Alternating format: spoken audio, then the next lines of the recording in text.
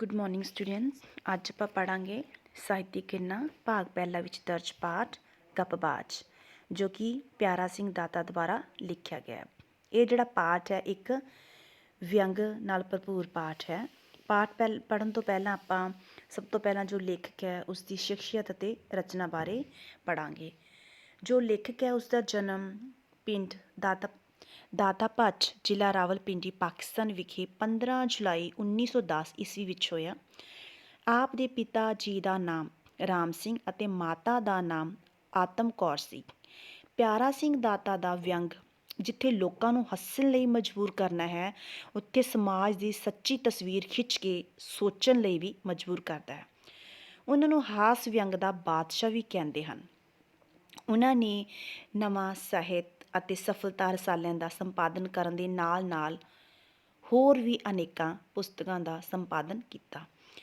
ਉਹਨਾਂ ਦੀਆਂ ਮੁੱਖ ਰਚਨਾਵਾਂ ਹੇਠ ਲਿਖੇ ਅਨੁਸਾਰ ਹਨ: ਸਫ਼ਰਨਾਮਾ, ਸਾਹਿਤ, ਹਾਸ ਵਿਅੰਗ, ਇਤਿਹਾਸ, ਬਾਲ ਸਾਹਿਤ, ਅਨੁਵਾਦ ਤੇ ਜੀਵਨੀਆਂ ਆਦਿ। ਸੋ ਸਟੂਡੈਂਟਸ, ਇਹਦੇ ਵਿੱਚ ਜੋ ਤੁਸੀਂ ਲਰਨ ਕਰਨਾ ਹੈ, ਜਿਹੜਾ ਲੇਖਕ ਹੈ ਉਹਦਾ ਜਨਮ ਕਦੋਂ ਅਤੇ ਕਿੱਥੇ ਹੋਇਆ, ਉਹਨਾਂ ਦੇ ਪਿਤਾ ਦਾ ਨਾਮ ਕੀ ਹੈ, ਮਾਤਾ ਦਾ ਨਾਮ ਕੀ ਹੈ, ਅਤੇ ਉਹਨਾਂ ਦੀ ਰਚਨਾਵਾਂ ਤੁਸੀਂ ਯਾਦ ਕਰੋਗੇ। ਇਸ ਲੇਖਕ ਦੇ ਜਿਹੜੇ ਲੇਖ ਹੈ ਇਹਦੇ ਵਿੱਚ ਆਪਾਂ ਪੜ੍ਹਾਂਗੇ ਵੀ ਕਿਸ ਤਰ੍ਹਾਂ ਜਿਹੜੇ ਗੱਪਬਾਜ਼ ਨੇ ਉਹ ਗੱਪ ਮਾਰ ਮਾਰ ਕੇ ਲੋਕਾਂ ਦਾ ਕਿਵੇਂ ਮਨੋਰੰਜਨ ਕਰਦੇ ਹਨ, ਕਿਵੇਂ ਲੋਕਾਂ ਨੂੰ ਖੁਸ਼ ਰੱਖਦੇ ਹਨ। ਦੇਖੋ, ਇੱਕ ਹੁੰਦਾ ਝੂਠ ਬੋਲਣਾ ਆਪਦੀ ਕਮੀ ਨੂੰ ਛੁਪਾਉਣ ਲਈ ਜਾਂ ਕਿਸੇ ਨੂੰ ਫਸਾਉਣ ਲਈ, ਉਹ ਇੱਕ ਨੈਗੇਟਿਵ ਚੀਜ਼ ਹੈ। ਲੇਕਿਨ ਦੂਸਰਿਆਂ ਨੂੰ ਹਸਾਉਣ ਲਈ ਗੱਪ ਮਾਰਨੇ ਅਤੇ ਕਿਸੇ ਨੂੰ ਖੁਸ਼ ਕਰਨਾ, ਇਹ ਇੱਕ ਅਲੱਗ ਚੀਜ਼ ਹੈ। ਪਹਿਲਾਂ ਜ਼ਮਾਨੇ ਦੇ ਵਿੱਚ ਭੰਡ ਹੁੰਦੇ ਸੀ। ਭੰਡਾਂ ਦਾ ਕੀਤਾ ਕੀ ਹੁੰਦਾ ਸੀ? ਇਹੀ ਹੁੰਦਾ ਸੀ ਕਿ ਗੱਪ ਮਾਰ ਮਾਰ ਕੇ ਲੋਕਾਂ ਨੂੰ ਹਸਾਉਣਾ। ਜਦੋਂ ਕਿਸੇ ਦੇ ਵਿਆਹ ਹੁੰਦਾ ਜਾਂ ਕਿਸੇ ਦੇ ਬੱਚਾ ਪੈਦਾ ਹੁੰਦਾ ਜਾਂ ਘਰ ਵਿੱਚ ਕਿਸੇ ਵੀ ਤਰ੍ਹਾਂ ਦੀ ਖੁਸ਼ੀ ਹੁੰਦੀ ਨਾ, ਤਾਂ ਜਿਹੜੇ ਭੰਡ ਸੀ ਉਹ ਆਪਣੇ ਆਪ ਹੀ ਖਬਰ ਰੱਖਦੇ ਸੀ। ਹਰ ਪਿੰਡ ਦੇ ਵਿੱਚ ਮਤਲਬ ਭੰਡ ਹੁੰਦੇ ਸੀ, ਆਪ ਹੀ ਖਬਰ ਰੱਖਦੇ ਸੀ ਵੀ ਉੱਧਰ ਕੋਈ ਖੁਸ਼ੀ ਦੀ ਗੱਲ ਹੈ ਅਤੇ ਪਹੁੰਚ ਜਾਂਦੇ। ਉਹਨਾਂ ਦਾ ਕੰਮ ਵੀ ਇਹੀ ਸੀ ਵੀ ਇੱਕ ਜਣਾ ਗੱਪ ਸੁਣਾਉਂਦਾ ਅਤੇ ਜਿਹੜਾ ਦੂਜਾ ਭੰਡ ਸੀ ਉਹਦਾ ਹੂੰ ਹੂੰ ਕਰਕੇ ਹੁੰਗਾਰਾ ਭਰਦਾ, ਅਤੇ ਨਾਲ ਨਾਲ ਜਦੋਂ ਉਹਨੂੰ ਲੱਗਦਾ ਵੀ ਇਹ ਗੱਲ ਬਹੁਤ ਵੱਡੀ ਹੈ, ਜ਼ਿਆਦਾ ਗੱਪ ਹੋ ਗਿਆ, ਤਾਂ ਹਾਸਾ ਪੈਦਾ ਕਰਨ ਲਈ ਦੂਸਰੇ ਦੇ ਉਹਦੇ ਹੱਥ 'ਚ ਕੋਈ ਨਾ ਚੀਜ਼ ਮਾਰਨ ਵਾਲੀ ਚੀਜ਼ ਹੁੰਦੀ, ਉਹਦੇ ਮਾਰਦਾ, ਤਾਂ ਉਹਨਾਂ ਦੀ ਗੱਲਾਂ ਸੁਣ ਕੇ ਲੋਕ ਬਹੁਤ ਹੱਸਦੇ। ਇਹ ਗੱਪਬਾਜ਼ ਵੀ ਉਹਨਾਂ ਦੇ ਭੰਡਾਂ ਦਾ ਹੀ ਇੱਕ ਪਾਰਟ ਹੈ। ਸੋ ਸਟੂਡੈਂਟਸ, ਆਪਾਂ ਚੈਪਟਰ ਪੜ੍ਹਦੇ ਹਾਂ। ਚੈਪਟਰ ਦੇ ਵਿੱਚ ਕੀ ਆ ਵੀ ਬਟੇਰਬਾਜ਼, ਮੁਰਗਬਾਜ਼, ਕਬੂਤਰਬਾਜ਼ ਅਤੇ ਪਤੰਗਬਾਜ਼ ਵਾਂਗ ਗੱਪਬਾਜ਼ ਵੀ ਸਾਡੇ ਸਮਾਜ ਵਿੱਚ ਆਪਣੀ ਵਿਸ਼ੇਸ਼ ਥਾਂ ਰੱਖਦਾ ਹੈ। ਸੋ ਗੱਪਬਾਜ਼ ਹਰ ਘੜੀ ਸਾਡੇ ਅੱਗੇ ਪਿੱਛੇ ਮੰਡਲਾਉਂਦਾ ਰਹਿੰਦਾ ਹੈ। ਮੰਡਲਾਉਂਦਾ ਦਾ ਮਤਲਬ ਹੁੰਦਾ ਘੁੰਮਦਾ। ਵੀ ਜਿਹੜੇ ਗੱਪਬਾਜ਼ ਨੇ ਨਾ, ਉਹ ਸਾਡੇ ਚਾਰੇ ਪਾਸੇ ਨੇ। ਉਹ ਹਰ ਗਲੀ ਮੁਹੱਲੇ, ਪਿੰਡ ਸ਼ਹਿਰ, ਮਸਜਿਦ, ਮੰਦਰ ਅਤੇ ਸਭਾ ਸੁਸਾਇਟੀਆਂ ਵਿੱਚ ਮੌਜੂਦ ਰਹਿੰਦਾ ਹੈ। ਅੱਜ 20ਵੀਂ ਸਦੀ ਵਿੱਚ ਕੋਈ ਵੀ ਬਸਰ ਵੀ ਇਹ ਕਹਿਣ ਦੀ ਦਲੇਰੀ ਨਹੀਂ ਕਰ ਸਕਦਾ ਕਿ ਗੱਪਬਾਜ਼ ਤੇ ਉਸਦੇ ਦਰਸ਼ਨ ਨਹੀਂ ਕੀਤੇ ਹੋਣ। ਬਸਰ ਦਾ ਮਤਲਬ ਹੁੰਦਾ ਆਦਮੀ ਜਾਂ ਇਨਸਾਨ। ਕਹਿਣ ਦਾ ਮਤਲਬ ਇਹ ਹੈ ਵੀ ਜਿਹੜੇ ਗੱਪਬਾਜ਼ ਨੇ ਨਾ, ਉਹ ਸਾਡੀ ਸੁਸਾਇਟੀ ਦੇ ਵਿੱਚ ਸਾਡੇ ਆਮ ਹੀ ਮਿਲਦੇ ਆ, ਵੀ ਸਾਨੂੰ ਆਮ ਹੀ ਇੱਧਰ ਉੱਧਰ ਨਜ਼ਰ ਆ ਜਾਂਦੇ ਹਨ। ਵੀ ਕੋਈ ਇਹ ਨਹੀਂ ਕਹਿ ਸਕਦਾ ਵੀ ਮੈਂ ਕਦੇ ਗੱਪਬਾਜ਼ ਦੇ ਦਰਸ਼ਨ ਨਹੀਂ ਕੀਤੇ। ਜਿਹੜੇ ਗੱਪਬਾਜ਼ ਹੁੰਦੇ ਆ ਨਾ, ਲਗਭਗ ਬੇਕਾਰ ਹੀ ਹੁੰਦੇ ਆ। ਵੀ ਉਹ ਐ ਨਹੀਂ ਹੁੰਦਾ ਵੀ ਬਹੁਤ ਜ਼ਿਆਦਾ ਕੰਮ ਹੀ ਹੁੰਦੇ ਉਹ ਬੇਕਾਰ ਹੀ ਨੇ। ਪਰ ਗੱਲਾਂ ਬਹੁਤ ਵੱਡੀਆਂ ਵੱਡੀਆਂ ਕਰਦੇ, ਬਹੁਤ ਵੱਡੇ ਵੱਡੇ ਕਾਰੋਬਾਰ ਦੀਆਂ ਕਰਦੇ ਹਨ, ਹੈ ਨਾ। ਭਾਵੇਂ ਉਹਨਾਂ ਨੇ ਕਦੇ ਬਿੱਲੀ ਵੀ ਨਾ ਮਾਰੀ ਹੋਵੇ, ਪਰ ਕੀ ਕਹਿਣਗੇ ਵੀ ਅਸੀਂ ਤਾਂ ਸ਼ੇਰਾਂ ਦਾ ਸ਼ਿਕਾਰ ਕਰਦੇ ਹਾਂ। ਐਡੀਆਂ ਗੱਲਾਂ ਮਾਰਨਗੇ ਵੀ ਅਸੀਂ ਤਾਂ ਸ਼ੇਰਾਂ ਦਾ ਸ਼ਿਕਾਰ ਕਰਦੇ ਹਾਂ।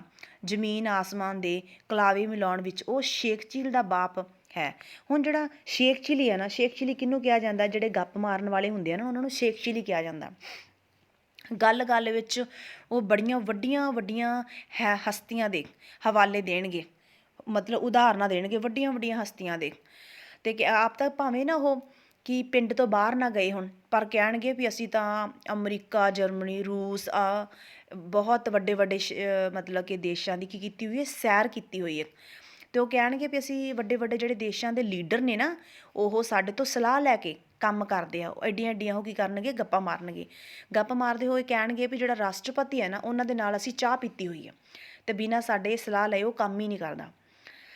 ਜਿਹੜਾ ਲੇਖਕ ਹੈ ਨਾ, ਉਹਨੂੰ ਪਹਿਲੀ ਵਾਰ ਜਿਹੜੇ ਗੱਪਬਾਜ਼ ਨੇ ਉਹਨਾਂ ਦੇ ਜਿਹੜੇ ਦਰਸ਼ਨ ਹੋਏ ਸੀਗੇ, ਪਹਿਲੀ ਵਾਰ ਉਹ ਪਿੰਡ ਦੀ ਮਹਿਫਿਲ ਦੇ ਵਿੱਚ ਜਿਹੜਾ ਲੇਖਕ ਹੈ ਉਹਨੂੰ ਗੱਪਬਾਜ਼ ਦੇ ਦਰਸ਼ਨ ਹੋਏ ਸੀ, ਮਤਲਬ ਕਿ ਮਿਲੇ ਸੀ। ਪਿੰਡਾਂ ਵਿੱਚ ਆਮ ਕਰਕੇ ਖਾਣ ਪੀਣ ਤੋਂ ਵਿਹਲਿਆਂ ਹੋ ਕੇ ਜਿਹੜੇ ਲੋਕ ਨੇ ਨਾ ਸੱਥਾਂ ਵਿੱਚ ਬਹਿ ਜਾਂਦੇ ਵੀ ਜਿਹੜੇ ਦਰਖਤਾਂ ਦੀ ਛਾਵਾਂ ਦੇ ਹੇਠਾਂ ਨਾ ਜਦੋਂ ਲੋਕ ਵਿਹਲੇ ਹੁੰਦੇ ਨਾ ਪਿੰਡਾਂ ਦੇ ਵਿੱਚ ਅੱਜ ਕੱਲ੍ਹ ਵੀ ਤੁਹਾਨੂੰ ਮਿਲੂਗਾ ਵੀ ਜਦੋਂ ਲੋਕ ਨੇ ਵਿਹਲੇ ਹੋ ਜਾਂਦੇ ਨਾ ਪਿੰਡਾਂ ਦੇ ਬੰਦੇ ਜਿਹੜੇ ਹੁੰਦੇ ਆ ਘਰਾਂ ਤੋਂ ਬਾਹਰ ਜਾ ਕੇ ਅੱਡਿਆਂ 'ਤੇ ਜਾਂ ਦਰਖਤ ਲੱਗੇ ਹੁੰਦੇ ਆ ਉਹਨਾਂ ਦੀ ਛਾਵੇਂ ਜਾ ਕੇ ਬਹਿ ਜਾਂਦੇ ਉੱਥੇ ਜਾ ਕੇ ਕੀ ਕਰਦੇ ਤਾਸ਼ ਖੇਡਦੇ ਸ਼ਤਰੰਜ ਚੌਪਟ ਆਦਿ ਖੇਡਾਂ ਖੇਡਦੇ ਹਨ ਉਹਨਾਂ ਨੂੰ ਪਿੰਡ ਦੀ ਮਹਿਫਿਲ ਕਿਹਾ ਜਾਂਦਾ ਉੱਥੇ ਗੱਪਬਾਜ਼ ਦੇ ਦਰਸ਼ਨ ਹੋਏ ਸੀ ਲੇਖਕ ਨੂੰ ਉਸ ਮਹਿਫਿਲ ਵਿੱਚ ਉਹ ਕਹਿ ਰਿਹਾ ਸੀ ਜਿਹੜਾ ਗੱਪਬਾਜ਼ ਸੀ ਨਾ ਉਹ ਕਹਿ ਰਿਹਾ ਸੀ ਪਿਛਲੇ ਸਾਲ ਨਾ ਮੈਂ ਸ਼ਿਮਲੇ ਦੇ ਘਣੇ ਜੰਗਲਾਂ ਵਿੱਚ ਗਿਆ ਉੱਥੇ ਕੀ ਸੀਗਾ ਇੱਕ ਪਹਾੜੀ ਦੀ ਚੋਟੀ 'ਤੇ ਮੈਂ ਜਾ ਕੇ ਬੈਠ ਗਿਆ ਗੱਪਬਾਜ਼ ਕਹਿ ਰਿਹਾ ਹੈਗਾ ਵੀ ਮੈਂ ਪਿਛਲੇ ਸਾਲ ਜਦੋਂ ਸ਼ਿਮਲੇ ਦੇ ਜੰਗਲਾਂ ਵਿੱਚ ਗਿਆ ਨਾ ਉੱਥੇ ਮੈਂ ਨਾ ਇੱਕ ਪਹਾੜੀ ਦੀ ਚੋਟੀ ਉੱਪਰ ਬਹਿ ਗਿਆ ਚੋਟੀ ਦਾ ਮਤਲਬ ਪਹਾੜੀ ਦੇ ਉੱਪਰ ਜਾ ਕੇ ਸਿਰੇ 'ਤੇ ਜਾ ਕੇ ਬਹਿ ਗਿਆ ਕੀ ਹੋਇਆ ਕਹਿੰਦਾ ਇੱਕ ਪਾਸਿਓਂ ਮੈਨੂੰ ਨਾ ਕਿਸੇ ਜੰਗਲੀ ਜਾਨਵਰ ਦੀ ਆਵਾਜ਼ ਆਈ ਮੈਂ ਆਪਣੀ ਲਾਠੀ ਨੂੰ ਸੰਭਾਲ ਕੇ ਨਾ ਚੁਕੰਨਾ ਹੋ ਗਿਆ ਅਲਰਟ ਹੋ ਗਿਆ ਵੀ ਡਰਿਆ ਨਹੀਂ ਮੈਂ ਫਿਰ ਦੂਰ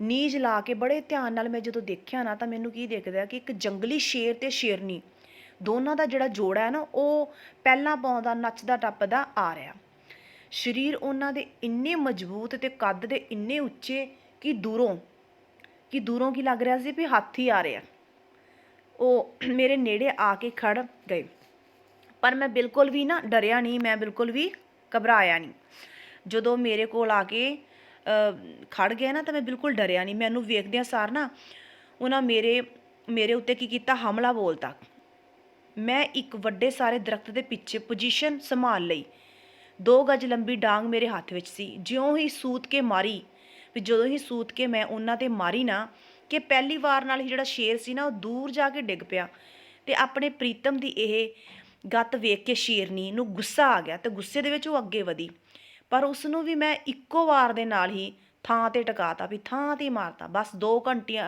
2 ਘੜੀਆਂ ਦੇ ਵਿੱਚ ਹੀ ਨਾ 2 ਲਾਸ਼ਾਂ ਮੇਰੇ ਸਾਹਮਣੇ ਤੜਫਦੀਆਂ ਹੋਈਆਂ ਮਰ ਗਈਆਂ ਜਦੋਂ ਮੈਂ ਵੇਖਿਆ ਕਿ ਜਦੋਂ ਗੱਪਬਾਜ਼ ਪੇਂਡੂਆਂ ਦੀਆਂ ਮਹਿਫਲਾਂ ਵਿੱਚ ਆਪਣੀ ਬਹਾਦਰੀ ਦੀਆਂ ਢੀਂਗਾਂ ਮਾਰ ਰਿਹਾ ਸੀ ਨਾ ਤਾਂ ਸੁਣਨ ਵਾਲੇ ਆਸ਼ਸ਼ ਕਰ ਰਹੇ ਸੀ ਮਤਲਬ ਕਿ ਇੰਜੋਏ ਕਰ ਰਹੇ ਸੀ ਉਹਨਾਂ ਦੀ ਗੱਲਾਂ ਸੁਣ ਕੇ ਕਿਉਂਕਿ ਉਹਨਾਂ ਨੂੰ ਹੱਸੀ ਆ ਰਹੀ ਸੀ ਉਸ ਸਮੇਂ ਗੱਪੀ ਮਹਾਰਾਜ ਦੀਆਂ ਅੱਖਾਂ ਚਮਕ ਰਹੀਆਂ ਸੀ ਉਹ ਵੀ ਇੰਜੋਏ ਨਾਲ ਪੂਰੀ ਖੁਸ਼ੀ ਨਾਲ ਸੁਣਾ ਰਿਹਾ ਸੀ ਵੀ ਮਤਲਬ ਕਿ ਮੇਰੀ ਗੱਲ 'ਤੇ ਬਿਲੀਵ ਕਰ ਰਿਹਾ ਸ਼ਾਇਦ ਉਸਨੇ ਆਪਣੀ ਕਥਾ ਜਾਰੀ ਰੱਖੀ ਸ਼ੇਰ ਤੇ ਸ਼ੇਰਨੀ ਦੋਹਾਂ ਨੂੰ ਉੱਥੇ ਹੀ ਛੱਡ ਕੇ ਮੈਂ ਅੱਗੇ ਤੁਰ ਪਿਆ ਰਾਹ ਵਿੱਚ ਮੈਂ ਇੱਕ ਅਜੀਬ ਜਿਹਾ ਜੰਗਲੀ ਜਾਨਵਰ ਦੇਖਿਆ ਫਿਰ ਉਸ ਤੋਂ ਬਾਅਦ ਅਗਲੀ ਜਦੋਂ ਉਹ ਸਟੋਰੀ ਦੱਸ ਰਿਹਾ ਨਾ ਵੀ ਜਦੋਂ ਮੈਂ ਸ਼ੇਰ ਤੇ ਸ਼ੇਰਨੀ ਨੂੰ ਉੱਥੇ ਹੀ ਮਾਰਤਾ ਫਿਰ ਮੈਂ ਅੱਗੇ ਚੱਲ ਪਿਆ ਅੱਗੇ ਮੈਂ ਹੋਰ ਵੀ ਅਜੀਬ ਜਿਹਾ ਜਾਨਵਰ ਦੇਖਿਆ ਕੀ ਦੇਖਿਆ ਕਿਹੋ ਜਿਹਾ ਸੀ ਉਹ ਜਿਹੜਾ ਜਾਨਵਰ ਸੀਗਾ ਉਹ ਬਹੁਤ ਹੀ ਲੰਬਾ ਸੀਗਾ ਵੀ ਜਿਹੜਾ ਉਹਦਾ ਸਿਰ ਸੀ ਨਾ ਆਸਮਾਨ ਨੂੰ ਛੂਹ ਰਿਹਾ ਸੀ ਅਤੇ ਜਿਹੜੇ ਉਹਦੇ ਪੈਰ ਸੀ ਨਾ ਉਹ ਧਰਤੀ ਤੱਕ ਸੀ ਵੀ ਐਡਾ ਲੰਮਾ ਸੀ ਮੈਂ ਗੱਪੀ ਦੇ ਪਿੱਛੇ ਬੈਠਾ ਸੀ ਜਿਹੜਾ ਲੇਖਕ ਸੀ ਨਾ ਉਹ ਗੱਪੀ ਦੇ ਪਿੱਛੇ ਬੈਠਾ ਸੀ ਉਸਨੇ ਜਿਹੜਾ ਉਸ ਦਾ ਚੰਗੀ ਤਰ੍ਹਾਂ ਵਾਕਫ ਵੀ ਸੀ ਜਿਹੜਾ ਲੇਖਕ ਸੀ ਉਹਨੂੰ ਗੱਪੀ ਬਾਰੇ ਪਤਾ ਹੀ ਸੀ ਉਸ ਦੀ ਪਿੱਠ 'ਤੇ ਮੈਂ ਆਪਣਾ ਹੱਥ ਫੇਰਿਆ ਜਿਸ ਦਾ ਭਾਵ ਸੀ ਕਿ ਇੰਨੀ ਵੱਡੀ ਗੱਪ ਹੱਕਣੀ ਠੀਕ ਨਹੀਂ ਉਹ ਮੇਰਾ ਇਸ਼ਾਰਾ ਸਮਝ ਗਿਆ ਅਤੇ ਆਪਣੇ ਬਿਆਨ ਨੂੰ ਦਰੁਸਤ ਕਰਦਿਆਂ ਹੋਇਆ ਬੋਲਿਆ ਹਾਂ ਸੱਚੀ ਉਸਦੇ ਪੈਰ ਧਰਤੀ 'ਤੇ ਸਨ ਪਰ ਸਿਰ ਉਸਦਾ ਅੱਧਾ ਅਸਮਾਨ 'ਤੇ ਤਾਂ ਪਹੁੰਚਦਾ ਸੀ ਅਤੇ ਫਿਰ ਜਦੋਂ ਲੇਖਕ ਨੇ ਇਸ਼ਾਰਾ ਕੀਤਾ ਤਾਂ ਉਹ ਬੋਲਿਆ ਹਾਂ ਬਈ ਪੈਰ ਤਾਂ ਉਸਦੇ ਧਰਤੀ ਦੇ ਨਾਲ ਸੀ ਪਰ ਸਿਰ ਉਸਦਾ ਚੌਥਾਈ ਅਸਮਾਨ ਤੱਕ ਪਹੁੰਚਦਾ ਸੀ ਫਿਰ ਜਦੋਂ ਤੀਸਰੀ ਵਾਰ ਫਿਰ ਜਿਹੜਾ ਲੇਖਕ ਸੀ ਉਸਨੇ ਗੱਪੀ ਦਾ ਪੈਰ ਦਬਾਇਆ ਤਾਂ ਉਸਨੇ ਲੇਖਕ ਵੱਲ ਮੂੰਹ ਕਰਕੇ ਕਿਹਾ ਰਮਤਿਆ ਹੁਣ ਦੱਸ ਇਸ ਤੋਂ ਵੀ ਘੱਟ ਮੈਂ ਕੀ ਕਰਾਂ ਉਸਦਾ ਕੱਦ ਬਿਆਨ ਕਰਾਂ ਤੂੰ ਤਾਂ ਮੈਨੂੰ ਖਾ ਹੀ ਲੱਥਾ ਹੈ ਫਿਰ ਖਾ ਹੀ ਲੱਥਾ ਦਾ ਮਤਲਬ ਇਹ ਵੀ ਮੈਂ ਹੁਣ ਕਿੰਨਾ ਤਾਂ ਉਹਨੂੰ ਛੋਟਾ ਕਰਦਾ ਇਸ ਤੋਂ ਬਾਅਦ ਮੈਂ ਕੀ ਛੋਟਾ ਕਰਾਂ ਮਤਲਬ ਕਿ ਉਹ ਝੂਠ ਹੀ ਇਸ ਤਰੀਕੇ ਨਾਲ ਬੋਲ ਰਿਹਾ ਸੀ ਫਿਰ ਜਿਹੜਾ ਲੇਖਕ ਹੈ ਉਸਨੇ ਅੱਗੋਂ ਸਿਰ ਨਿਵਾ ਕੇ ਉੱਥੋਂ ਤੁਰ ਪਿਆ ਲੇਖਕ ਉੱਥੋਂ ਚਲਾ ਗਿਆ ਤਾਂ ਪਤਾ ਲੱਗਾ ਕਿ ਉਹਦੇ ਲੇਖਕ ਦੇ ਜਾਣ ਤੋਂ ਪਿੱਛੋਂ ਨਾ ਉਹ ਜਿਹੜਾ ਬੋਰਡ ਸੀ ਉੱਥੋਂ ਇੱਕ ਸੱਪ ਦਾ ਬੱਚਾ ਨਿਕਲਿਆ ਜਿਹੜੇ ਲੋਕ ਸੀ ਉਹਨਾਂ ਨੇ ਘੜੀਆਂ ਪਲਾਂ ਦੇ ਵਿੱਚ ਉਹ ਸੱਪ ਦੇ ਬੱਚੇ ਨੂੰ ਮਾਰਤਾ ਅਤੇ ਜਦੋਂ ਮਾਰਨ ਤੋਂ ਬਾਅਦ ਗੱਪਬਾਜ਼ੀਆਂ ਨੂੰ ਦੇਖਿਆ ਵੀ ਗੱਪਬਾਜ਼ ਕਿੱਥੇ ਨੇ ਉਹ ਤੋਂ ਚੰਪਤ ਹੋ ਗਏ ਚੰਪਤ ਦਾ ਮਤਲਬ ਵੀ ਉੱਥੋਂ ਸੱਪ ਦਾ ਨਾਮ ਸੁਣਦਿਆਂ ਹੀ ਉੱਥੋਂ ਭੱਜ ਚੁੱਕੇ ਸੀ ਜਿਹੜੇ ਸ਼ੇਰ ਦਾ ਸ਼ਿਕਾਰ ਕਰਨ ਵਾਲੇ ਗੱਪੀ ਸੀ ਨਾ ਸੱਪ ਦੇ ਬੱਚੇ ਦਾ ਨਾਮ ਸੁਣਦਿਆਂ ਸਾਰੀ ਚੰਪਤ ਹੋ ਗਏ ਉੱਥੋਂ ਫੁਰ ਹੋ ਗਏ ਭੱਜ ਗਏ ਇਹ ਸ਼੍ਰੇਣੀ ਦੂਰ ਦੂਰ ਤੱਕ ਫੈਲੀ ਹੋਈ ਹੈ ਗੱਪਬਾਜ਼ ਦੀ ਕਿਹਾ ਜਾਂਦਾ ਹੈ ਕਿ ਇਹਨਾਂ ਦਾ ਵਡੇਰਾ ਭੌਂਦੂਮਾਲ ਸੀ ਜਿਹੜਾ ਭੌਂਦੂਮਾਲ ਸੀ ਬੜਾ ਭਾਰੀ ਗੱਪੀ ਸੀ ਬਹੁਤ ਵੱਡੇ ਗੱਪ ਮਾਰਦਾ ਸੀ ਉਸਦੇ 2 ਪੁੱਤਰ ਸਨ ਇੱਕ ਨਿਹਾਲਾ ਅਤੇ ਦੂਜਾ ਸੀ ਗੋਪਾਲਾ ਇਹ ਦੋਵੇਂ ਪਿਓ ਦੇਵੀ ਇਹ ਦੋਵੇਂ ਪਿਓ ਦੇ ਵੀ ਕੰਨ ਕੁਤਰਦੇ ਸਨ। ਇੱਕ ਵਾਰ ਕੀ ਭਰੀ ਮਹਿਫਿਲ ਵਿੱਚ ਇਹ ਦੋਵੇਂ ਗੱਪਾਂ ਹਿੱਕ ਰਹੇ ਸਨ। ਨਿਹਾਲਾ ਕਹਿ ਰਿਹਾ ਸੀ ਕਿ ਜਿਹੜਾ ਸਾਡਾ ਬਾਪੂ ਹੈ ਨਾ, ਸਾਡੇ ਬਾਪੂ ਦੇ ਪਾਸ ਕਈ ਹਜ਼ਾਰ ਮੱਝਾਂ ਸਨ। ਉਹ ਮੱਝਾਂ ਨੂੰ ਸਵੇਰ ਤੋਂ ਸ਼ਾਮ ਤੱਕ ਇੱਕ ਵੱਡੇ ਸਾਰੇ ਤਲਾਬ ਵਿੱਚ ਚੋਂਦਾ ਰਹਿੰਦਾ ਸੀ। ਮਤਲਬ ਉਹਨਾਂ ਦਾ ਦੁੱਧ ਨਾਲ ਉਹ ਤਲਾਬ ਨੂੰ ਭਰ ਦਿੰਦਾ ਸੀ ਅਤੇ ਲੋਕੀ ਕੀ ਕਰਦੇ ਸੀ, ਬਾਲਟੀਆਂ ਭਰ ਭਰ ਕੇ ਆਪਦੇ ਘਰ ਲੈ ਜਾਂਦੇ ਸੀ। ਫਿਰ ਵੀ ਜਿਹੜਾ ਤਲਾਬ ਸੀ ਨਾ, ਹਰ ਵਕਤ ਭਰਿਆ ਹੀ ਰਹਿੰਦਾ ਸੀ। ਸਾਡੇ ਬਾਪੂ ਨੇ ਇੱਕ ਵੱਡੀ ਸਾਰੀ ਖੁਰਲੀ ਬਣਾਈ ਹੋਈ ਸੀ। ਉਹ ਦਿੱਲੀ ਤੋਂ ਲੈ ਕੇ ਵਾਸ਼ਿੰਗਟਨ ਅਮਰੀਕਾ ਤੱਕ ਲੰਬੀ ਸੀ। ਉਸ ਅੱਗੇ ਮੱਝਾਂ ਬੰਨੀਆਂ ਰਹਿੰਦੀਆਂ ਸਨ ਅਤੇ ਉਹ ਆਪਣਾ ਚਾਰਾ ਖਾਂਦੀਆਂ ਰਹਿੰਦੀਆਂ ਸਨ। ਜਿਹੜਾ ਗੋਪਾਲਾ ਸੀ, ਫਿਰ ਗੋਪਾਲਾ ਬੋਲਿਆ, ਓਏ ਬੱਸ ਕਰ ਗੱਪੀਆ, ਤੇਰੇ ਬਾਪੂ ਦਾ ਸਾਡੇ ਬਾਪੂ ਨਾਲ ਕੀ ਟਾਕਰਾ। ਸਾਡੇ ਬਾਪੂ ਕੋਲ ਧਰਤੀ ਤੋਂ ਆਕਾਸ਼ ਤੱਕ ਲੰਬਾ ਨੇਜਾ ਸੀ। ਜਦੋਂ ਕਦੇ ਦੇਸ਼ ਵਿੱਚ ਬਾਰਿਸ਼ ਦੀ ਲੋੜ ਭਾਸਦੀ, ਲੋਕੀ ਬਾਪੂ ਦੇ ਚਰਨੀ ਆਣ ਡਿੱਗਦੇ ਅਤੇ ਫਿਰ ਕੀ ਕਰਦਾ ਬਾਪੂ, ਆਪਣਾ ਨੇਜਾ ਅਸਮਾਨ ਦੇ ਬੱਦਲਾਂ ਵਿੱਚ ਖਬੋ ਦਿੰਦਾ। ਬਸ ਫਿਰ ਕੀ ਹੁੰਦਾ, ਪਲਾਂ ਛੇਨਾਂ ਦੇ ਵਿੱਚ ਕੀ ਹੁੰਦਾ, ਵਰਖਾ ਹੋ ਜਾਂਦੀ ਅਤੇ ਜਿਹੜੇ ਸੁੱਕੇ ਖੇਤ ਸੀ ਹਰੇ ਭਰੇ ਹੋ ਜਾਂਦੇ। ਫਿਰ ਵਿੱਚੋਂ ਨਿਹਾਲਾ ਟੋਕ ਕੇ ਕਹਿੰਦਾ, ਬੱਸ ਕਰੋ ਗੱਪੀਆ, ਜੇ ਐਡਾ ਵੱਡਾ ਤੇਰੇ ਪਿਓ ਪਾਸ ਨੇਜਾ ਸੀ ਤਾਂ ਉਹ ਰੱਖਦਾ ਕਿੱਥੇ ਸੀ। ਅੱਗੋਂ ਜਿਹੜਾ ਗੋਪਾਲਾ ਅੱਗੋਂ ਤੁਰੰਤ ਉੱਤਰ ਦਿੰਦਾ, ਤੇਰੇ ਪਿਓ ਦੀ ਖੁਰਲੀ ਵਿੱਚ। ਅਤੇ ਬਸ ਸੁਣਨ ਵਾਲੇ ਨੂੰ ਦੋਹਾਂ ਦੀਆਂ ਗੱਪਾਂ 'ਤੇ ਇੱਕਦਮ ਵਿਸ਼ਵਾਸ ਆ ਜਾਂਦਾ। ਫਿਰ ਅੱਗੇ ਲਾਲ ਕਿਲ੍ਹੇ ਦੀ ਘਟਨਾ ਦੱਸਦੇ ਆ ਵੀ ਕੀ ਕਹਿੰਦੇ ਆ ਵੀ ਲਾਲ ਕਿਲ੍ਹਾ ਦਿੱਲੀ ਬਾਰੇ ਉਹ ਦੋਨੇ ਇਉਂ ਬਿਆਨ ਕਰਦੇ ਹਨ ਕਿ ਜਿਹੜਾ ਲਾਲ ਕਿਲ੍ਹਾ ਸੀ, ਪਤਾ ਹੈ ਨਾ ਵੀ ਉਹ ਕਿੱਥੇ ਹੁੰਦਾ ਸੀ, ਦਿੱਲੀ ਦੇ। ਲਾਲ ਕਿਲ੍ਹਾ ਪਤਾ ਕਿਵੇਂ ਦਿੱਲੀ ਪੁੱਜਾ? ਅੱਜ ਤੋਂ 200 ਸਾਲ ਪਹਿਲਾਂ ਇਹ ਕਿਲ੍ਹਾ ਗੋਲਕੰਡੇ ਦੀਆਂ ਪਹਾੜੀਆਂ 'ਤੇ ਖੜੋਤਾ ਸੀ। ਸਾਡੇ ਪਿਤਾ ਭੌਂਦੂ ਅਤੇ ਚਾਚਿਆਂ ਲੱਛੂ ਰਾਮ, ਮਿਰਜ਼ੇ ਅਤੇ ਦੀਨੇ ਨੇ ਇਸ ਦੀਆਂ ਚੌਹਾਂ ਨੁੱਕਰਾਂ ਨਾਲ 4 ਹਾਥੀ ਕੱਸ ਕੇ ਬੰਨ੍ਹ ਦਿੱਤੇ। ਫਿਰ ਪਿੱਛੋਂ ਉਹਨਾਂ ਹਾਥੀਆਂ ਪੂਰ ਚੌਹਾਂ ਪਾਸਿਓਂ ਸਾਡੇ ਪਿਤਾ ਜੀ ਅਤੇ ਚਾਚਿਆਂ ਨੇ ਹੱਲਾ ਬੋਲ ਦਿੱਤਾ। ਅੱਗੇ ਅੱਗੇ ਇਹ ਹਾਥੀ ਕਿਲ੍ਹੇ ਨੂੰ ਧਰੀਕੀ ਜਾ ਰਹੇ ਸਨ। ਧਰੀਕੀ ਦਾ ਮਤਲਬ ਹੁੰਦਾ ਖਿੱਚੀ ਜਾ ਰਹੇ ਸੀ। ਵੀ ਜਿਹੜੇ ਹਾਥੀ ਸੀ ਨਾ, ਚੌਹਾਂ ਗੁੱਠਾਂ 'ਤੇ ਕਾਰਨਰ 'ਤੇ ਹਾਥੀਆਂ ਨੂੰ ਬੰਨ੍ਹਤਾ ਅਤੇ ਜਿਹੜੇ ਹਾਥੀ ਸੀ ਉਹਨਾਂ ਨੂੰ ਹੱਲਾ ਕਹਿ ਤਾ। ਹਾਥੀ ਭੱਜ ਲਏ। ਉਹ ਹਾਥੀ ਅੱਗੇ ਅੱਗੇ ਖਿੱਚੇ ਜਾ ਰਹੇ ਸੀਗੇ ਅਤੇ ਪਿੱਛੇ ਪਿੱਛੇ ਜਿਹੜੇ ਇਹਨਾਂ ਦੇ ਚਾਚੇ ਤਾਏ ਸੀਗੇ ਉਹ ਜਾ ਰਹੇ ਸੀਗੇ। ਫਿਰ ਕੀ ਹੈ, ਪਿੱਛੇ ਪਿੱਛੇ ਪੰਜੇ ਭਾਈ ਘੋੜਿਆਂ 'ਤੇ ਚੜ੍ਹੇ ਹੋਏ ਹੱਲਾ ਬੋਲ ਰਹੇ ਸੀ, ਜਿਹੜੇ ਇਹਨਾਂ ਦੇ ਹੈਗੇ ਸੀਗੇ ਭਾਈ ਚਾਚੇ ਤਾਏ। ਬਸ ਉਹਨਾਂ ਹਾਥੀਆਂ ਨੇ ਜਮਨਾ ਕਿਨਾਰੇ ਕਿਲ੍ਹਾ ਆਣ ਟਿਕਾਇਆ ਅਤੇ ਆਪ ਅੱਲਾ ਨੂੰ ਪਿਆਰੇ ਹੋ ਗਏ। ਵੀ ਜਿਹੜੇ ਹਾਥੀ ਸੀ ਨਾ, ਉਹਨਾਂ ਨੇ ਜਮਨਾ ਕਿਨਾਰੇ ਪਹੁੰਚਾਤਾ ਅਤੇ ਆਪ ਫਿਰ ਮਰ ਗਏ। ਫਿਰ ਉਸ ਤੋਂ ਬਾਅਦ ਕੀ ਵੱਡਾ ਗੱਪ ਮਾਰਦੇ ਵੀ ਜਦੋਂ ਹਾਥੀ ਮਰ ਗਏ ਨਾ, ਸਾਡੇ ਜਿਹੜੇ ਦਾਦੇ ਪੜਦਾਦੇ 'ਚ ਇੰਨਾ ਜ਼ੋਰ ਸੀ, ਉਹਨਾਂ ਨੇ ਕੀ ਕੀਤਾ, ਉਹ 5 ਹਾਥੀਆਂ ਨੂੰ ਖੋਲ੍ਹ ਕੇ ਧਰੀਕ ਕੇ ਜਮਨਾ ਨਦੀ ਦੇ ਵਿੱਚ ਕੀ ਕੀਤਾ, ਜਮਨਾ ਦੇ ਵਿੱਚ ਸੁੱਟਤਾ। ਵੀ ਜਿਹੜੇ ਦੋਨੇ ਗੱਪਬਾਜ਼ ਉੱਪਰ ਦਾ ਕਾਰਨਾਮਾ ਖਤਮ ਕਰਦੇ ਆ ਨਾ, ਜਦੋਂ ਜਿਹੜੇ ਸਰੋਤੇ ਸੁਣਨ ਵਾਲੇ ਉਹ ਤਾਂ ਵਾਹ ਵਾਹ ਕਰਦੇ ਆ, ਕਿਉਂਕਿ ਇੰਜੋਏ ਕਰ ਰਹੇ ਨੇ। ਕਿਹਾ ਜਾਂਦਾ ਹੈ ਕਿ ਅੱਜ ਦੇ ਗੱਪੀ ਭੌਂਦੂ ਦੀ ਔਲਾਦ ਹਨ। ਇਹਨਾਂ ਲੋਕਾਂ ਵਿੱਚ ਬੜਾ ਭਾਰੀ ਇਤਫਾਕ ਹੈ ਅਤੇ ਵਕਤ ਕੁ ਵਕਤ ਇਹ ਆਪਣੀ ਭਾਈਬੰਦੀ ਦੀ ਬੜੀ ਮਦਦ ਕਰਦੇ ਹਨ। ਵਿਆਹ ਸ਼ਾਦੀਆਂ ਅਰ ਮਰਨੇ ਪਰਨਿਆਂ 'ਤੇ ਇਹਨਾਂ ਦਾ ਆਮ ਮੇਲ ਹੁੰਦਾ ਹੈ ਅਤੇ ਇਹਨਾਂ ਮਹਾਨ ਸਮਾਗਮਾਂ 'ਤੇ ਉਹ ਆਪਣੀ ਸਿਆਣਪ ਦੇ ਕਰਿਸ਼ਮੇ ਵਿਖਾਉਂਦੇ ਹਨ। ਵਿਆਹ ਸ਼ਾਦੀਆਂ 'ਤੇ ਵੀ ਇਹ ਭੌਂਦੂ ਦੀ ਔਲਾਦ ਬੜੀਆਂ ਢੀਂਗਾਂ ਮਾਰਦੀ ਹੈ। ਕੋਈ ਪੁਰਾਣਾ ਮੁੱਢ ਗੱਪੀ ਕਹੇਗਾ, ਸਾਡੇ ਵਕਤ ਦੀ ਕੀ ਪੁੱਛਦੇ ਹੋ ਪਾਤਸ਼ਾਹੋ, ਉਹ ਵੀ ਕੋਈ ਵੇਲੇ ਹੀ ਸਨ। ਸਾਡੇ ਚਾਚੇ ਅਤੇ ਮਾਮੇ ਦੇ ਸਾਲੇ ਦੀ ਸ਼ਾਦੀ ਸੀ। ਉਸ ਬਰਾਤ ਵਿੱਚ ਸ਼ਾਮਿਲ ਹੋਣ ਲਈ ਮਹਾਰਾਜਾ ਸਾਹਿਬ ਕੋਟਗੜ੍ਹ ਆਪ ਹਾਥੀ 'ਤੇ ਚੜ੍ਹ ਕੇ ਆਏ ਸਨ ਅਤੇ ਵਿਸਰਾ ਨੇ ਆਪਣੀ ਲਾਟ ਨੂੰ ਭੇਜਿਆ ਸੀ। ਬਰਾਤ ਕੀ ਸੀ ਕਿ ਠਾਠਾਂ ਮਾਰਦਾ ਸਮੁੰਦਰ ਸੀ। ਮਹਾਰਾਜ ਸਾਹਿਬ ਨੇ 500 ਫੌਜੀ ਜਵਾਨ ਜਰਕ ਬਰਕ ਵਰਦੀਆਂ ਪਹਿਨੀ। ਜਰਕ ਵਰਕ ਦਾ ਮੀਨਿੰਗ ਹੁੰਦਾ ਬੜੇ ਹੀ ਸ਼ਾਨ ਸ਼ੌਕਤ ਦੇ ਨਾਲ ਮਤਲਬ ਕਿ ਵਰਦੀਆਂ ਪਾਉਣੀਆਂ। ਬਰਾਤ ਦੀ ਸ਼ਾਨ ਨੂੰ 4 ਚੰਨ ਲਾ ਰਹੇ ਸਨ। 1000 ਤਾਂ ਨਿਰੇ ਘੋੜੇ ਹੀ ਸਨ ਜੋ ਹਿਣ ਕਰਦੇ ਬਰਾਤ ਦੇ ਦੋਹੀਂ ਪਾਸੇ ਮਾਰਚ ਕਰ ਰਹੇ ਸਨ। ਉਧਰ ਗੱਪੀ ਮਹਾਰਾਜ ਦੀ ਧਰਮ ਪਤਨੀ ਆਪਣਾ ਭਾਸ਼ਣ ਆਲਾਪ ਰਹੀ ਹੁੰਦੀ ਹੈ। ਸਾਡਾ ਵੀ ਵਿਆਹ ਕੋਈ ਵਿਆਹ ਸੀ। ਮੇਰੇ ਮਾਪਿਆਂ ਨੇ 500 ਤੋਲੇ ਸੋਨੇ ਦੇ ਅਤੇ 10 ਮੱਝਾਂ ਦਾਜ ਵਿੱਚ ਦਿੱਤੀਆਂ ਸਨ। ਦੁੱਧ ਦੀਆਂ ਤਾਂ ਸਾਡੇ ਘਰ ਨਦੀਆਂ ਵਹਿੰਦੀਆਂ ਸਨ। ਭੈਣ ਨਦੀਆਂ, ਸਾਰਾ ਪਿੰਡ ਮੁਫਤ ਦੁੱਧ ਲੱਸੀ ਲੈ ਕੇ ਜਾਂਦਾ ਸੀ ਸਾਡੇ ਘਰੋਂ। ਅਨਾਜ ਦੇ ਤਾਂ ਘਰ ਵਿੱਚ ਕੋਠੇ ਹੀ ਭਰੇ ਰਹਿੰਦੇ ਸਨ। ਬਸ ਜੋ ਸੁੱਖ ਪਾਇਆ ਹੈ ਨਾ ਉਹ ਆਪਣੇ ਬਾਬਲ ਦੇ ਘਰ ਹੀ ਪਾਇਆ। ਬਾਬਲ ਦਾ ਮਤਲਬ ਹੁੰਦਾ ਪਿਤਾ, ਪਾਪਾ, ਫਾਦਰ। ਜਦੋਂ ਦੀ ਮੈਂ ਇੱਥੇ ਆਈ ਆ ਨਾ, ਮਤਲਬ ਉਹਦੇ ਸਹੁਰੇ, ਬਸ ਭੁੱਖੇ ਨੰਗਿਆਂ ਦੇ ਪੱਲੇ ਬੰਨ੍ਹ ਦਿੱਤੀ ਗਈ। ਨਾ ਚੱਜ ਦਾ ਖਾਣ ਨੂੰ, ਨਾ ਪੀਣ ਨੂੰ, ਨਾ ਮਰਨਾ ਨਾ ਜੀਣਾ। ਘਰ ਦੇ ਕੰਮ ਕਰਦਿਆਂ ਤੇ ਬੋਹਰੀ ਬੌਕਰ ਫੇਰਦਿਆਂ ਮਰ ਜਾਈਦਾ। ਬੌਕਰ ਦਾ ਮਤਲਬ ਹੁੰਦਾ ਜਿਹੜਾ ਝਾੜੂ ਲਗਾਉਣਾ। ਪੇਕੇ ਘਰ ਤਾਂ ਨੌਕਰ ਨੌਕਰਾਣੀਆਂ ਕੰਮ ਨੂੰ ਹੱਥ ਨਹੀਂ ਸੀ ਲਾਉਣ ਦਿੰਦੇ। ਸ਼੍ਰੀਮਤੀ ਦਾ ਭਾਸ਼ਣ ਹਾਲੇ ਵੀ ਜਾਰੀ ਸੀ। ਹਾਲੇ ਉਹ ਬੋਲ ਹੀ ਰਹੀ ਸੀ ਕਿ ਪਾਸ ਬੈਠੀ ਉਸਦੀ ਗੁਆਂਢਣ ਸੰਤੀ ਆਪਣੇ ਨਾਲ ਬੈਠੀ ਬਸੰਤੀ ਨੂੰ ਕਹਿੰਦੀ ਹੈ, ਸੱਚ ਕਹਿੰਦੀ ਹੈ ਵਿਚਾਰੀ, ਪਿਓ ਦੇ ਘਰ ਇਸ ਨੂੰ ਖਾਣ ਨੂੰ ਨਹੀਂ ਸੀ ਮਿਲਦਾ। ਇਹ ਟੱਬਰ ਗੁਆਂਢੀਆਂ ਤੋਂ ਲੱਸੀ ਮੰਗ ਕੇ ਗੁਜ਼ਾਰਾ ਕਰਦਾ ਸੀ, ਪਰ ਸਹੁਰਿਆਂ ਦੇ ਘਰ ਵੜਦਿਆਂ ਹੀ ਬਾਬਲ ਦੇ ਵਿਹੜੇ ਬੰਨੀਆਂ ਮੱਝਾਂ ਦੀ ਯਾਦ ਆ ਗਈ ਸੂ।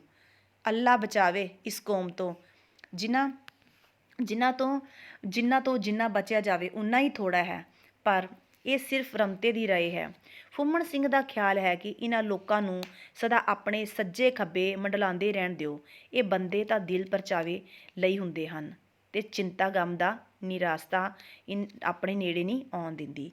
ਸੋ ਸਟੂਡੈਂਟਸ, ਇਹ ਜਿਹੜਾ ਚੈਪਟਰ ਹੈ ਆਪਣਾ ਖਤਮ ਹੋ ਚੁੱਕਾ ਹੈ।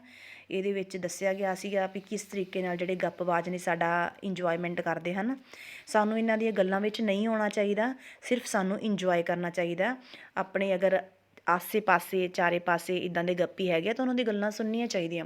ਗੱਲਾਂ ਸੁਣਨ ਨਾਲ ਸਾਡਾ ਇੰਜੋਇਮੈਂਟ ਹੁੰਦਾ ਹੈ ਅਤੇ ਸਾਡੀ ਚਿੰਤਾ ਫਿਕਰ ਸਾਡੇ ਤੋਂ ਦੂਰ ਭੱਜ ਜਾਂਦੀ ਹੈ। ਹੱਸਣਾ ਵੀ ਸਿਹਤ ਲਈ ਬਹੁਤ ਜ਼ਰੂਰੀ ਹੈ। ਇਹਨਾਂ ਦੀ ਗੱਲਾਂ ਸੁਣ ਕੇ ਸਾਨੂੰ ਸਿਰਫ ਹਾਸੀ ਮਜ਼ਾਕ 'ਚ ਹੀ ਲੈਣਾ ਚਾਹੀਦਾ ਹੈ। ਅੱਗੇ ਆਪਾਂ ਪੜ੍ਹਦੇ ਹਾਂ ਟਿੱਪਣੀ। ਇਹਦੇ ਵਿੱਚ ਜਿਹੜਾ ਲੇਖਕ ਹੈ ਨਾ ਪਿਆਰਾ ਸਿੰਘ ਨੇ ਗੱਪਬਾਜ਼ ਲੇਖ ਵਿੱਚ ਸਮਾਜ ਵਿੱਚ ਜਿਹੜੇ ਮੌਜੂਦਾ ਗੱਪਬਾਜ਼ ਦੀ ਕੌਮ ਹੈ ਨਾ ਉਹਦੇ ਬਾਰੇ ਦੱਸਿਆ ਵੀ ਗੱਪਬਾਜ਼ ਹਰ ਥਾਂ 'ਤੇ ਮੌਜੂਦ ਹੁੰਦੇ ਹਨ। ਹਰ ਇਨਸਾਨ ਦੇ ਅੱਗੇ ਪਿੱਛੇ ਕਿਤੇ ਨਾ ਕਿਤੇ ਘੁੰਮਦੇ ਆ। ਹਰੇਕ ਇਨਸਾਨ ਨੇ ਇਹਦੇ ਦਰਸ਼ਨ ਜ਼ਰੂਰ ਕੀਤੇ ਆ। ਕੋਈ ਵੀ ਇਹ ਨਹੀਂ ਕਹਿ ਸਕਦਾ ਕਿ ਮੇਰੀ ਲਾਈਫ ਦੇ ਵਿੱਚ, ਮੇਰੀ ਜ਼ਿੰਦਗੀ ਦੇ ਵਿੱਚ ਕਦੇ ਕੋਈ ਗੱਪਬਾਜ਼ ਨਹੀਂ ਆਇਆ। ਵੀ ਹਰ ਵਿਅਕਤੀ ਨੇ ਕਿਸੇ ਨਾ ਕਿਸੇ ਰੂਪ ਦੇ ਵਿੱਚ ਗੱਪਬਾਜ਼ ਨੂੰ ਜ਼ਰੂਰ ਮਿਲਿਆ ਹੋਊਗਾ। ਹੁਣ ਦੇਖੋ ਤੁਹਾਡੀ ਲਾਈਫ ਦਾ ਵੀ ਐਕਸਪੀਰੀਅੰਸ ਹੋਊਗਾ, ਤੁਹਾਨੂੰ ਵੀ ਕੋਈ ਫਰੈਂਡ ਸਰਕਲ 'ਚੋਂ, ਆਂਢ ਗੁਆਂਢ 'ਚੋਂ, ਜ਼ਿੰਦਗੀ 'ਚ ਕਿਤੇ ਨਾ ਕਿਤੇ ਤਾਂ ਮਿਲਿਆ ਹੋਊਗਾ ਨਾ, ਜਿਹਦੇ ਡਿਫਰੈਂਟ ਟਾਈਪ ਗੱਪ ਹੁੰਦੇ ਆ। ਬਹੁਤ ਵੱਡੀਆਂ ਵੱਡੀਆਂ ਸ਼ੇਖੀਆਂ ਹੁੰਦੀਆਂ ਜਿਨ੍ਹਾਂ ਨੂੰ ਸੁਣ ਕੇ ਸਾਨੂੰ ਅੰਦਰ ਪਤਾ ਹੁੰਦਾ ਕਿ ਝੂਠ ਬੋਲ ਰਿਹਾ, ਔਰ ਸਾਹਮਣੇ ਵਾਲਾ ਝੂਠ ਵੀ ਬੜੇ ਕੌਨਫੀਡੈਂਸ ਨਾਲ ਬੋਲ ਰਿਹਾ ਹੁੰਦਾ।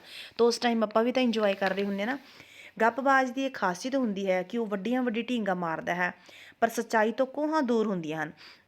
ਜਿਹੜੇ ਸੁਣਨ ਵਾਲੇ ਆ ਸਰੋਤੇ ਅਜਿਹੇ ਵਿਅਕਤੀ ਦੇ ਗੱਲਾਂ ਦਾ ਖੂਬ ਮਜ਼ਾ ਲੈਂਦੇ ਹਨ। ਮੌਕਾ ਚਾਹੇ ਕੋਈ ਵੀ ਹੋਵੇ, ਗੱਪਬਾਜ਼ ਢੀਂਗਾਂ ਮਾਰਨ ਤੋਂ ਪਿੱਛੇ ਨਹੀਂ ਰਹਿੰਦਾ। ਚਾਹੇ ਗੱਪਬਾਜ਼ ਦੀਆਂ ਗੱਲਾਂ ਦਾ ਕੋਈ ਵਜੂਦ ਨਹੀਂ ਹੁੰਦਾ, ਪਰੰਤੂ ਪਰ ਫਿਰ ਵੀ ਉਸ ਦੀਆਂ ਗੱਲਾਂ ਸਰੋਤਿਆਂ ਦਾ ਦਿਲ ਪਰਚਾਈ ਰੱਖਦੀਆਂ ਹਨ। ਸੋ ਇਹਨਾਂ ਗੱਪਬਾਜ਼ ਅਗਰ ਸਾਡੀ ਲਾਈਫ 'ਚ ਮਿਲਦੇ ਆ ਤਾਂ ਇਹਨਾਂ ਦਾ ਇੰਜੋਏ ਕਰਨਾ ਚਾਹੀਦਾ, ਇਹਨਾਂ ਦੀ ਗੱਲਾਂ ਸੁਣਨੀਆਂ ਚਾਹੀਦੀਆਂ ਹਨ ਤਾਂ ਕਿ ਚਿੰਤਾ ਫਿਕਰ ਤੋਂ ਅਸੀਂ ਦੂਰ ਰਹੀਏ। ਹੱਸਣਾ ਜ਼ਿੰਦਗੀ ਦੀ ਇੱਕ ਬਹੁਤ ਜ਼ਰੂਰੀ ਹੈ, ਸਾਡਾ ਜ਼ਿੰਦਗੀ ਦਾ ਇੱਕ ਪਾਰਟ ਹੈ ਕਿ ਅਸੀਂ ਹੱਸੀਏ। ਸੋ ਸਟੂਡੈਂਟਸ, ਉਮੀਦ ਹੈ ਕਿ ਇਹ ਜਿਹੜਾ ਚੈਪਟਰ ਹੈ ਤੁਹਾਨੂੰ ਸਮਝ ਆ ਗਿਆ। ਤੁਸੀਂ ਇਸ ਚੈਪਟਰ ਨੂੰ ਖੁਦ ਰੀਡ ਕਰਨਾ ਚੰਗੀ ਤਰ੍ਹਾਂ ਤਾਂ ਕਿ ਕਿਤੋਂ ਵੀ ਕੁਐਸਚਨ ਆਵੇ ਚੈਪਟਰ ਦੇ ਵਿੱਚੋਂ ਤੁਸੀਂ ਧਿਆਨ ਨਾਲ ਕਰ ਸਕੋ। ਕੁਝ ਮੈਂ ਕੁਐਸਚਨ ਦਿੱਤੇ ਆ ਇਹ ਵਾਲੇ 6, ਇਹਨਾਂ ਨੂੰ ਤੁਸੀਂ ਧਿਆਨ ਨਾਲ ਪੜ੍ਹਨਾ ਅਤੇ ਆਪਣੀ ਫੇਅਰ ਕਾਪੀ 'ਤੇ ਰਾਈਟ ਕਰਨਾ। ਤੁਸੀਂ ਇਸ ਕੁਐਸਚਨ ਨੂੰ ਬਹੁ ਵਿਕਲਪੀ ਆਨਸਰ ਦੇਣੇ ਆ। ਬਹੁ ਵਿਕਲਪੀ ਫਾਰਮ ਦੇ ਵਿੱਚ ਤੁਹਾਨੂੰ ਕੁਐਸਚਨ ਆਉਣਗੇ, ਪਰ ਤੁਸੀਂ ਇਹਨਾਂ ਦੇ ਆਨਸਰ 1 ਵਰਡ ਹੀ ਲਿਖ ਸਕਦੇ ਹੋ। ਧੰਨਵਾਦ।